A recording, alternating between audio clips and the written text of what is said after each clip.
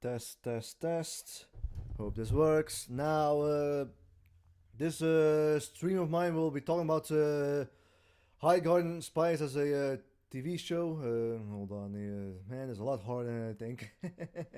But practice makes perfect, I suppose. This is my, I guess, review of High Garden Spice, and well, it's actually pretty good, actually. I mean, it's actually one of my favorite things right now. I mean, okay.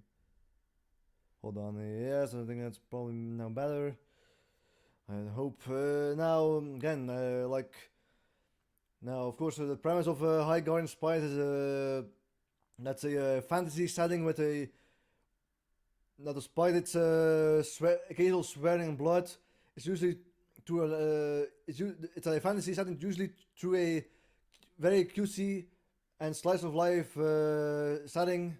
I mean, like, and that's why I actually do really like slice of life. I mean, like one of my favorite animes or favorite shows of time is Heidi, which is actually a slice of life. I mean, yeah.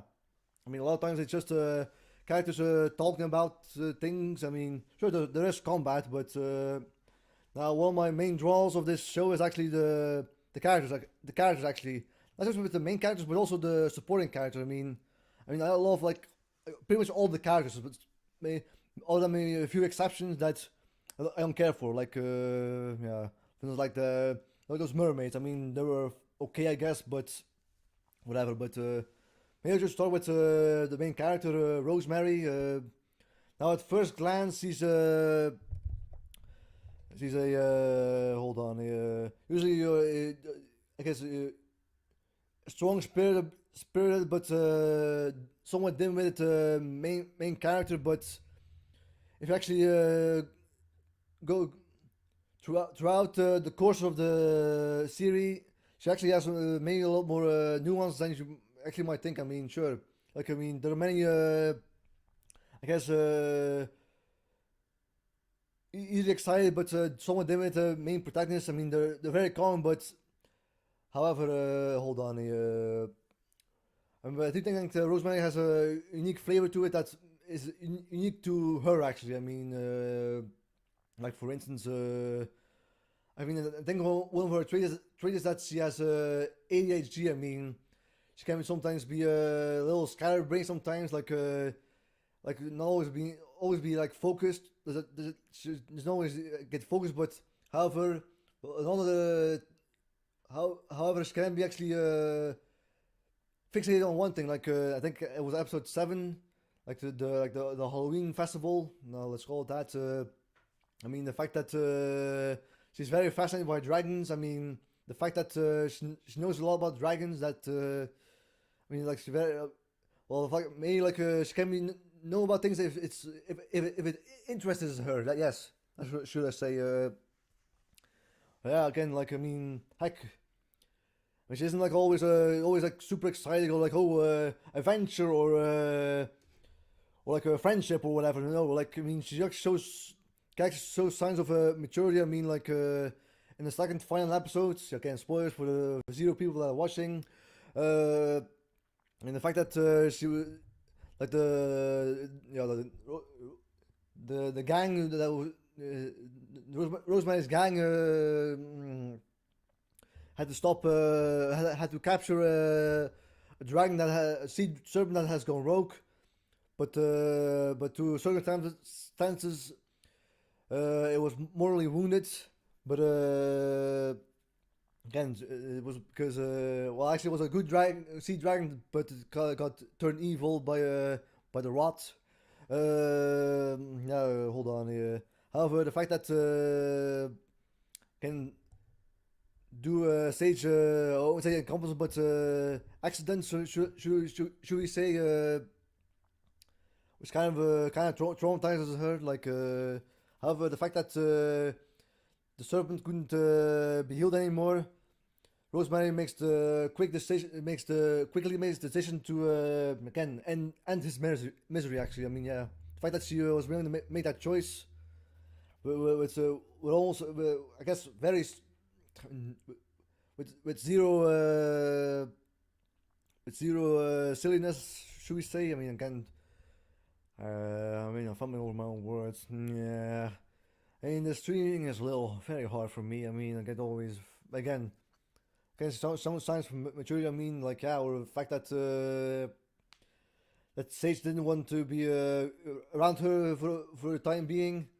She kind of just accepted. I mean, actually can I accept that in a very mature way? I mean, yeah, sure. She always has the like her I guess her ADHD sign of personality, but again, she can be more than that. I mean, yeah, god damn it, this is very hard. But anyway, yeah, again,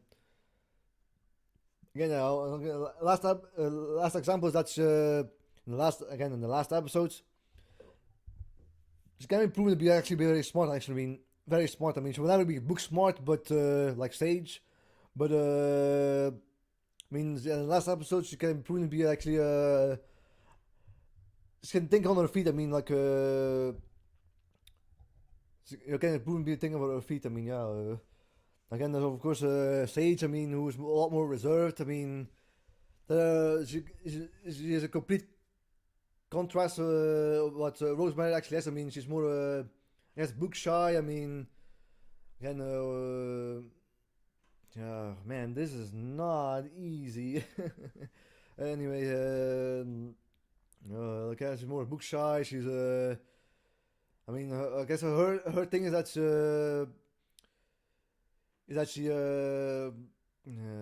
on, yeah, that she is a user of old magic, but however, old magic seems to be a little bit seems quite outclassed by new magic, which is a lot more powerful in the lore of High Garden Spice. Yeah. However, of course, she really struggles with that. Of course, Sage also has to do with a bully. Well, two bullies actually. I mean. Amaryllis and Snapdragon, but I'll talk to them a bit later. Again, she also struggles. I guess she has like Rose ADHD. I think she might actually suffer from anxiety. I mean, she guess flat out said it herself. Like I calm Rosemary's manic energy, and she relieves me of my anxiety. I mean, yeah, like. And the fact that she constantly struggles with new magic. I mean, the fact that her parents forbid it for using new magic. New magic, yes. No, hold on. Again, yeah, of course, creates a lot of conflict. I mean, yeah. Yeah, I mean, again, what else? Yeah, of course, it's partially like the most. She's the equivalent of a third wheel, should we say? I mean, she's always like this middle ground of niceness. Like she always tries to be she always like tries to be like the voice of reason. I mean, especially around time. I mean, was quite. I mean, she's the equivalent of the lone wolf. I mean, yeah, the equivalent of the lone wolf time. She always wants to be alone. She is very fixated on saving the fairy woods, who is being tormented by the rot, who was. I mean, time is probably the most well invested in the. I mean, yeah, I guess during the plot, the plot, the rot, should I say? Of course, yeah. I guess her whole arc is that she kind of needs to be more open to open herself to other people. I mean, partially is a very little pushy on that, but it's proven that she might actually be right. I mean, partially. I mean, yeah. I mean, well, like time also has a roommate, but partially also has a friend. I mean, yeah, and yeah, they do actually form a good friendship. I mean, good friendship. I mean, yeah, like yeah. Hold on. Now, of course, yeah. Well, I guess what I like about structurally about High Garden Spice is that usually it does not never has to rely on extremes. On extremes, yeah. Like I mean, yeah, like it's like High Garden Spice is actually mostly a slice of life show. I mean, yeah, well, now sure, there's of course conflict and action, like of course. Now, I mean, and I guess one of its biggest strengths is that pretty much throughout the series, I mean, characters actually grow. I mean, like the main bully Amaryllis well, Amaryllis is actually for instance, like Amaryllis is actually the bully for the first episodes. I mean, heck, even Snapdragon's little, I guess, a little is her psychic. I mean, it's his psychic, should I say? Yeah.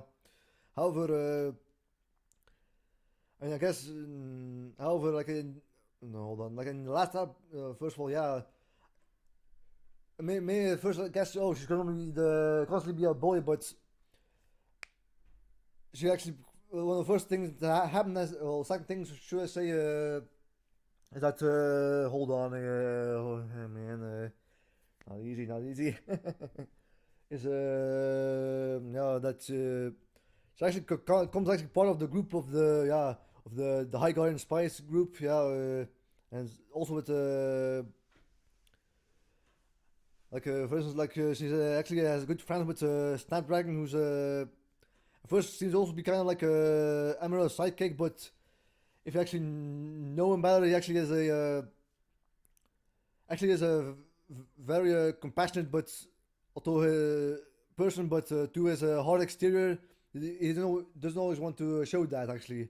But he actually very yeah, again in the third episode, there are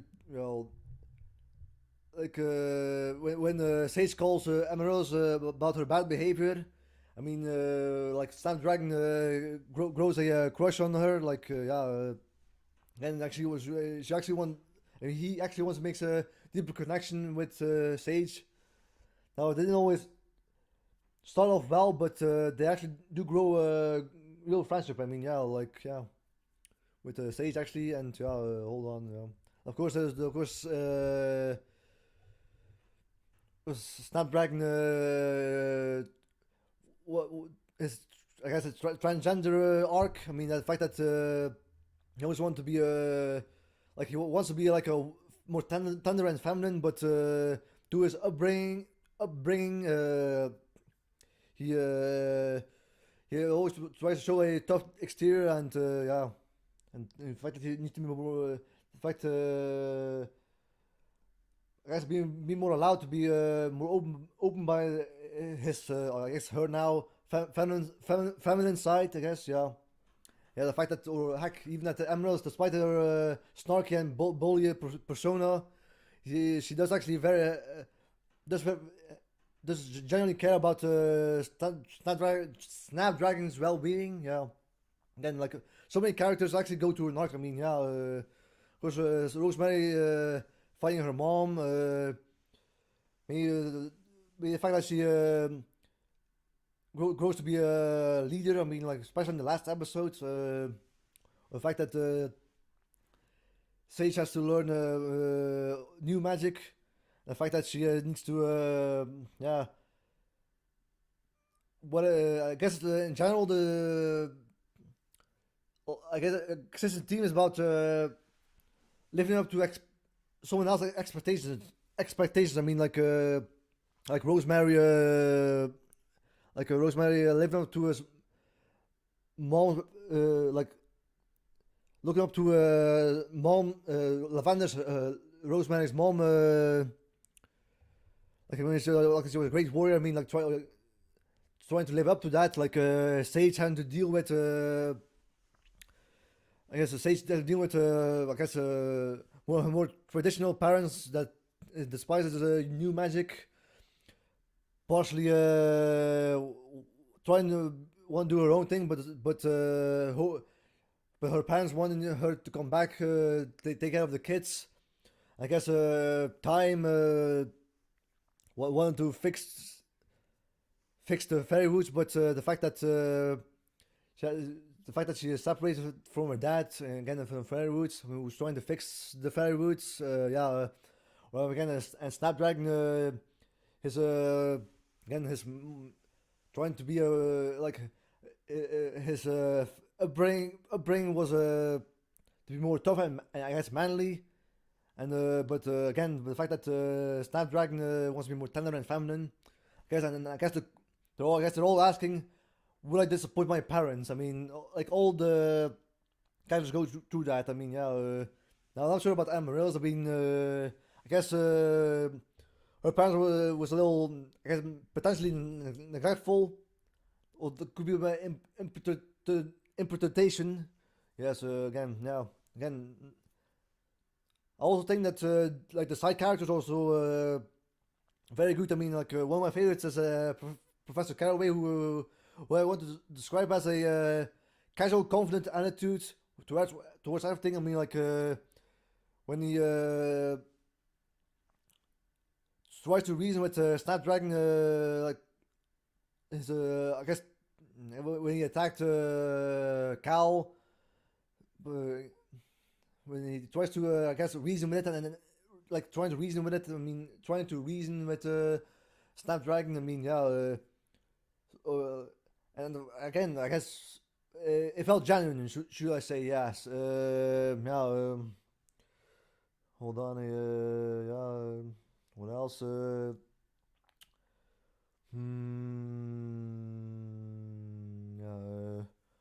And yeah, of course, the fundamentals of like atmosphere, memorable locations. I mean, like world building. Again, all that. It's also there. Like yeah, it's also many slices of life. I mean, like also the villains are pretty good, cool. And for all Smokeface, who's my second favorite character. Like I mean, all of was already entertaining on herself. Also goes to a little arc. I mean, like from again, I guess we also need to find approval for not really parents figures, but I guess her officers. I guess. I mean, like and yeah, the fact that the fact that she has a little arc. I guess a little redemption arc at the end of the series. I mean, yeah.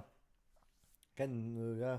Also, let High Guardian Spice was left very open ended. I mean, like for instance, like Lavender's being working for the villains, like the High Guardian being destroyed. I mean, at least badly damaged. Or yeah, and the fact that all of his well, I guess held prisoner. And yeah, like yeah, there's so many things. Probably won't get into season two, which will probably be which is probably unfortunate, but yeah. Oh, yeah.